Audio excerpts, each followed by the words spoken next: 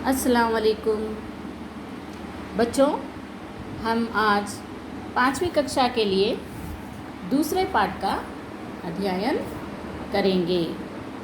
दूसरा पाठ क्या है बच्चों? महत्व सुलेख का।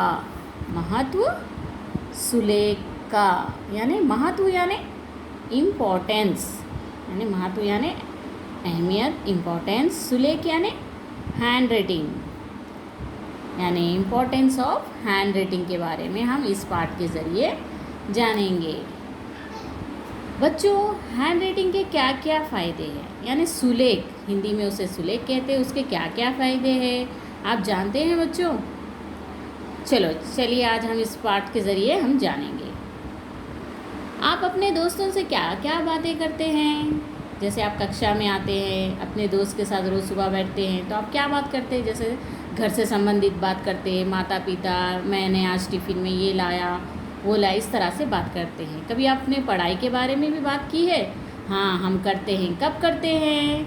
जब कक्षा में जब अध्यापिका हमें पढ़ाती है या कुछ लिखाती है तो हम अपनी हैंड राइटिंग सुलेख की तुलना हम एक दूसरे से करते हैं। जैसे कि मेरी हैंड राइटिंग अच्छी है या मेरी लिखावट अच्छी है, इस तरह से हम अपने एक दूसरे की तुलना करते हैं ना बच्चों, आप लोग भी? हाँ, तो आज हम इस पाठ के ज़रिए सुलेख के नियम के बारे में, यानी हैंड राइटिंग का महत्व यानी इम्पोर्टेंस के बारे में जानेंगे बच्चों। तो चलिए पाठ शुरू करते हैं। इस पाठ में दो मित्र हैं, दो सहेलियां हैं जिनके नाम हैं जया और चित्रा। जया और चित्रा दो सहेलियां हैं। दोनों एक ही स्कूल में पढ़ती है। दोनों एक ही स्कूल में पढ़ती है। जया को लिखना अच्छा लगता था, लिखना पसंद था, और चित्रा को पढ़ना। यानी दोनों सहेलियों के नाम क्या थे? जया और चित्रा। जया को क्या पसंद था? लिखना, और चित्रा को पढ़ना। याद रखिए, चित्रा, जया कह रही है कि चित्रा को चलो सुलेख लिखते हैं। तो जया ने कहा, क्योंकि जया को तो पढ़ना अच्छा लगता है ना, और चित्रा को लिखना, तो चित्रा कह रही है कि जया से चलो सुलेख लिखते हैं। तो जया ने कहा, सुलेख ये क्या होता है? सुलेख ये क्या होता है? इस तरह से उसने प्रश्न किया। किससे? चित्रा ने पूछा। किससे पूछा? जया से। तो जब हम अक्षरों, चित्रा ने पूछा तो जया ने क्या कहा? जब हम अक्षरों को धीरे धीरे सुंदर बनाकर लिखते हैं तब उसे सुलेख कहते हैं। तो जया ने क्या जवाब दिया? चित्रा ने पूछा, क्योंकि चित्रा को लिखना पसंद नहीं था, चित्रा को पढ़ना अच्छा लगता था और जया को लिखना। तो लेकिन जया ने क्या कहा? चलो हम सुलेख लिखते हैं। तो चित्रा को इसके बारे में तो पता ही नहीं था, तो इसने पूछा कि सुलेख क्या होता है। तो जया ने इसका क्या कहा? तो उसने उसकी परिभाषा बताई कि सुलेख ये होता है जब हम धीरे धीरे आहिस्ता आहिस्ता अक्षरों को गोल गोल लिखते हैं और सुंदर बनाकर लिखते हैं, उसे सुलेख कहते हैं। जैसे कि कर्सिव हैंड राइटिंग लिखते हैं ना बच्चों, आहिस्ता से, अगर हम कोई चीज़ आहिस्ता से नीट लिखें तो सुंदर लिखी जाती है। अगर हम जल्दी जल्दी गड़बड़ी में मैं फर्स्ट टू फर्स्ट इस तरह से लिखते हैं तो बहुत गंदी ख़राब हो जाती है बच्चों, है ना? इस तरह से देखिए, यहाँ पर जया और चित्रा के भी चित्र है। तो सुलेख का महत्व क्या है? सुलेख का मतलब क्या है बच्चों? अक्षरों को धीरे धीरे लिखना।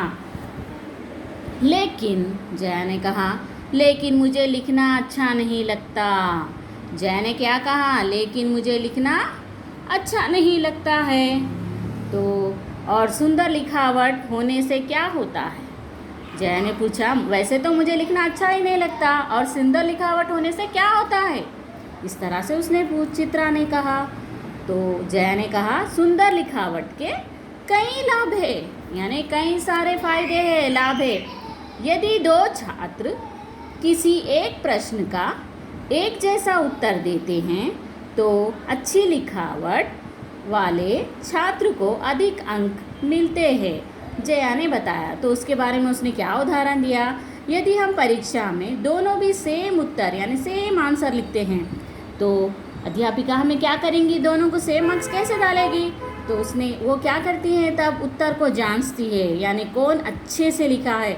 अगर हम पूरा करेक्ट स्पेलिंग्स भी लिखे तो लिखावट को भी देखा जाता है, जब तो लिखावट के ज़रिए उसके अंक ज़्यादा हो जाते हैं। तो इस तरह का महत्व उसने बताया। अगर हम परीक्षा में अगर एक जैसा उत्तर लिखते हैं तो उसकी तुलना कई तरह से की जाती है। एक तो सुंदर लिखावट भी होती है, तो सुंदर आखिरी में अंत में सुंदर लिखावट को देखा जाता है, यानी गुड हैंड राइटिंग किसकी है उसे ज़्यादा मार्क्स देकर उसे आगे बढ़ाया जाता है। इस तरह का नियम उसने बताया और ये फ़ायदा बताया।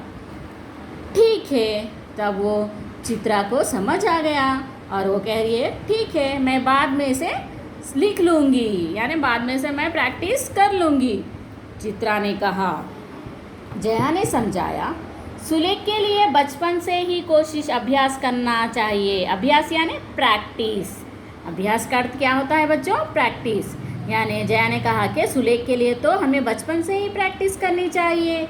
जो बचपन में सुलेख लिखते हैं वो बड़े होकर जल्दी जल्दी भी लिखते हैं। जो बचपन से ही अच्छा लिखते हैं ना, वो लोग बड़े होकर भी जल्दी जल्दी और भी तेज़ लिखते हैं और उनकी लिखावट कभी ख़राब नहीं होती, कहकर जया चित्रा को कहती है।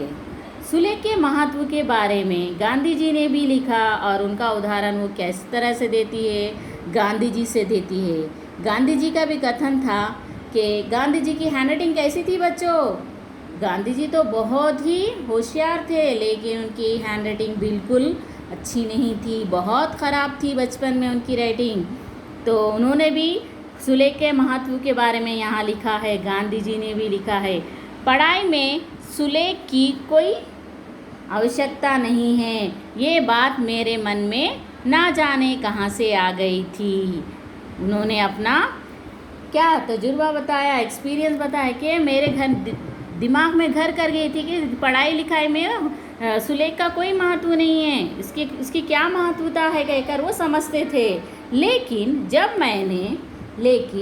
मैंने दक्षिण अफ्रीका यानी साउथ अफ्रीका गए थे, तो वहाँ के वकीलों और पढ़े लिखे नवयुवकों यानी नौजवानों के मोती जैसे अक्षर यानी सुंदर लिखावट को देखे तो उन्हें अपने आप पर बहुत शर्मिंदगी हुई, यानी उन्हें शर्म आई। जो आप वो लिख रहे थे और वो लोग इतनी अच्छी हैंडराइटिंग में लिख रहे हैं, जब हम दो भी देते हैं तो हमें शर्म आएगी ही ना, अरे वो कितनी अच्छी राइटिंग में लिख कर दे रहे हैं और मैं कितनी गंदी राइटिंग में। तब उसके बाद मैंने अपनी लिखावट सुधारने की बहुत कोशिश की, लेकिन पक्के घड़े पर कहाँ मिट्टी चढ़ती है। इसका मतलब क्या है, यानी अब वो बड़े हो चुके थे और वो पूरी अपनी पढ़ाई कर चुके थे, तो अब हैंडराइटिंग सीखने से क्या फ़ायदा, अब तो हैंडराइटिंग सीखना नहीं आएगी, यानी अगर कोशिश करें तो होगी। लेकिन उन्होंने इस तरह से कहा, इसीलिए वो कह रहे कि अगर हम बचपन से ही धीरे धीरे छोटे छोटे अक्षरों में लिखना शुरू करेंगे, अपनी हैंडराइटिंग को सुधारने की, अपने सुलेख को सुधारने की कोशिश करेंगे, तो हम अच्छे से लिखना आएगा हमें। इस तरह से उन्होंने जाना और अपने आप को भी बताया उन्होंने, अरे मैंने हैंडराइटिंग का महत्व नहीं समझा, यानी सुलेख का महत्व नहीं जाना, कहकर उन्हें अपने आप पर बहुत पछतावा हुआ। अच्छी लिखावट शिक्षा का एक आवश्यक अंग है। उन्होंने क्या कहा कि अच्छी हैंडराइटिंग यानी एजुकेशन का एक इम्पॉर्टेंट पॉइंट है बच्चों, यानी आवश्यक अंग है। जैसे कि चित्रा ने कहा, समझ गई, पर मैं अपनी लिखावट अच्छी कैसे बनाऊं? तो जब जया ने कहा कि लिखावट शिक्षा के अंदर तो लिखावट की तो बहुत इम्पोर्टेंस है, तो मैं तो समझ गई, लेकिन अब मैं अपनी सुलेख को कैसे सुधारूं? जया ने कहा, सुलेख के कुछ नियम हैं, यानी हैंडराइटिंग सीखने के भी कुछ नियम होते हैं, जिनका अनुकरण कर तुम अपनी कक्षा अपनी लिखावट अच्छी कर सकती हो।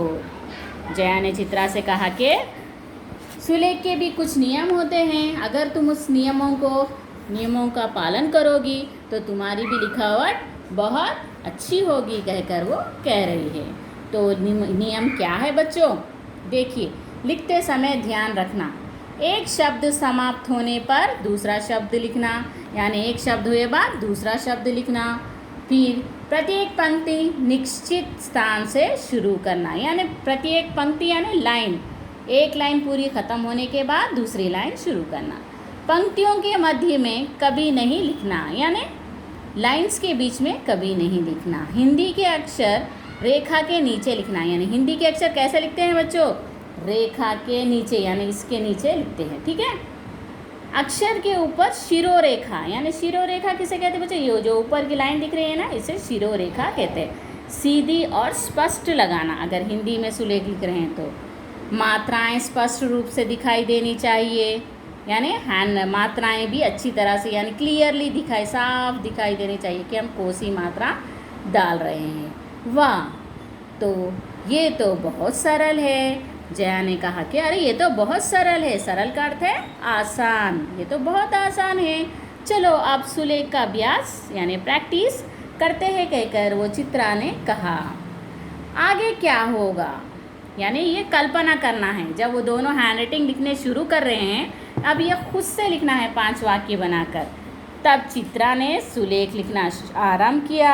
अभ्यास करते करते चित्रा लिखावट में निपुण हो गई। इस तरह से 5 वाक्य आपको लिखना है बच्चों यहाँ पर। इस पाठ से हमें क्या शिक्षा मिलती है बच्चों?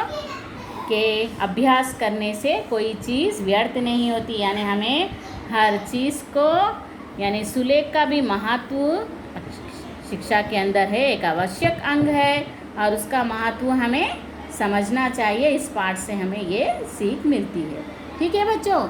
इससे संबंधित शब्दार्थ आपको लिखना है। दूसरा पाठ महत्व सुलेख का देखिए। सहेलियाँ, फ्रेंड्स, लिखावट, राइटिंग, अंक, मार्क्स, बचपन, चाइल्डहुड, आवश्यकता, नीड, शिक्षा, एजुकेशन, नियम, रूल्स, सीधी, स्ट्रेट, पढ़ना, रीडिंग, प्रश्न, क्वेश्चन, अभ्यास यानी प्रैक्टिस, महत्व यानी इम्पोर्टेंस, शर्मिंदा, अशेम्ड, निशानी, सिंबल, अनुकरण, फॉलो करना, स्पष्ट, क्लियर। ये शब्दार्थ है बच्चों। आप दूसरा पार्ट लिखकर ये 1 टाइम हिंदी की नोटबुक में आपको हिंदी क्लास वर्क में नीट हैंड राइटिंग में ब्लैक पेन से ये लिखना है, ब्लू पेन से ये लिखकर आपको 1 टाइम लिखना है बच्चों। ये आपका कार्य है, ठीक है। आपको समझ में आ गया आपका पाठ? धन्यवाद।